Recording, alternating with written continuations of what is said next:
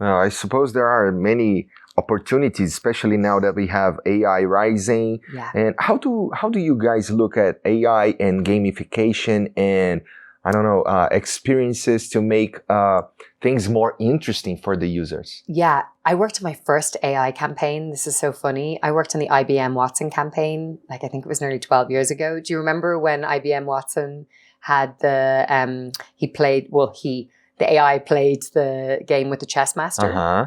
We worked on that in New York, and so that's why AI has been around for a long time. It's just gone mainstream more recently. And the reason I bring that up is we've been using AI on our platform since inception. Obviously, it's become more and more sophisticated, but from a technology perspective, we're using it to improve, the user experience. So we're serving up the right products to you. We're using it to improve our user protection and security protocols so that we can be on 24/7. So if your account suddenly has a transaction that's larger or unexpected, we're able to trigger an alert that goes straight to you. So, it puts control back in your hands. From a marketing perspective, we operate in 180 countries. I don't have 180, individual marketeers in those countries. I've got a very big team, but, I'm using AI now on how I can hyper-personalize marketing. Whether that be through our campaigns and the images we're using, whether it be through the, multilingual, being able to scale in every language so we're relevant. And I am so excited. I've just enrolled. I'm kind of scared.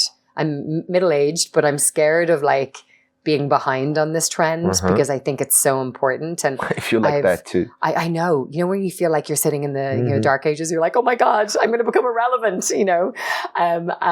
So what I have done is I've enrolled in a course starting in September where it's an executive course on how to understand AI applications and the use cases across not just marketing, but across business. And I've enrolled in that in UAE, but UAE, they've given every single person who lives in UAE, they partnered with OpenAI and have given everyone a pro ChatGPT account. That's how much they feel that AI is going to be a part of everyday life. Wow, that's actually expensive. I know they've done the same for Estonia.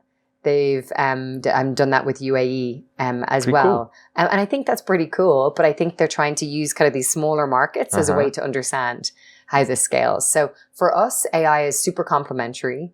As it makes our technology better, it improves our user experience, and ultimately it makes us smarter about our community. It allows us to be more connected, which is a dream for me when I'm a marketeer that's trying to synthesize a lot of information and understand what insights I can take from it to build better programs. I see. Is there a target audience? I'll call them audience. Do you have a target audience that you feel that should be using crypto more than that's not going on right now? Well, 3 years ago when I joined Binance, all of my mentors, all of my family and friends called me and told me I was being crazy. And I bring that up in the context of there's a few different audiences that we're starting to slowly introduce and they're coming in. One of the individuals that was really strong-minded about it was my father. And, he's always been very proud of how hard I've worked to get to where I am. He's also loved the free tickets from the sports events. So he was shocked. He was like, you're moving from this industry into this industry when you're at the pinnacle. Why are you doing this? And at the time he was like, no, he's a mathematician. So he was like, it doesn't make sense to me. I don't understand this. And what's so interesting is 8 months ago, he called me and he's like, okay, I put my hand up. I made a big mistake. You did make the right decision. And I missed out on the best financial advice I ever should have taken by not buying a little bit of Bitcoin. And I bring that up because that's the kind of the type of individual, someone who's more conservative, who maybe is skeptical about this space. So we're constantly looking at ways we can bring that audience in. And it's both genders. That's men and women. Women is an area where I'm delighted to say we're 50% as an organization, female, male. Our leadership team, our management team that I sit on is, 38% female, which is very unusual in the financial space. And, one of the co-founders of Binance, who, really was the backbone, is female, Yihi.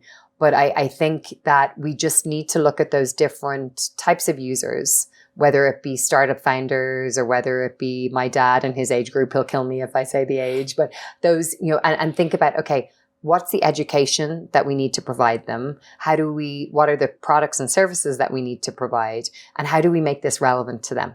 Because if the benefits are there for you automatically, that's going to make you want to jump in. The biggest challenge we've had is we just haven't been able to reach that scale because the industry has just grown at such a pace. Every day you wake up, there's a new development. So I think that has to be the laser focus for, this next year, as we continue to grow. I see.